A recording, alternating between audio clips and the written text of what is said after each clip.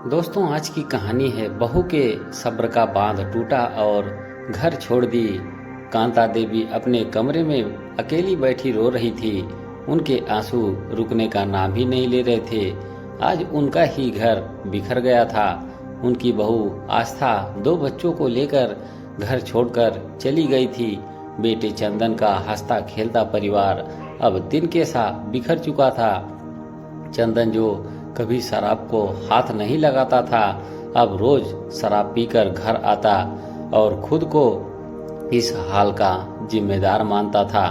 कांता देवी को उनके पति रामनाथ जी अक्सर समझाते थे, दूसरों की बातों में मत आओ।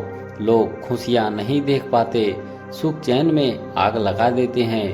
पर कांता देवी की आदतें बदलने का नाम ही नहीं लेती थी। उनका इकलौता बेटा चंदन एक प्राइवेट कंपनी में मैनेजर था और उन्होंने उसके लिए बड़े सपने देखे थे। लेकिन जब उसने अपनी कॉलेज की साथी आस्था से शादी करने की बात कही तो कांता देवी को अपनी इच्छाओं का त्याग करना पड़ा। आस्था एक सुशील, सुंदर और समझदार लड़की थी। उसने ससुराल में सभी की खुशियों का ख्याल रखा। ससुर रामनाथ जी तो उसे बेटी से बढ़कर मानने लगे थे। लेकिन कांता देवी को यह बात खलती थी।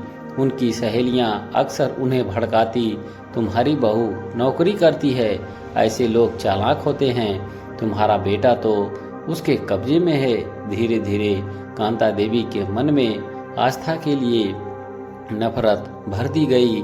आस्था ने बच्चों को जन्म देकर परिवार को और भी बांधने की कोशिश की, लेकिन कांता देवी का कठोर स्वभाव घर में झगड़ों की वजह बनने लगा। रोज रोज की किचकिच से चंदन और आस्था में बीच दूरियां बढ़ने लगी।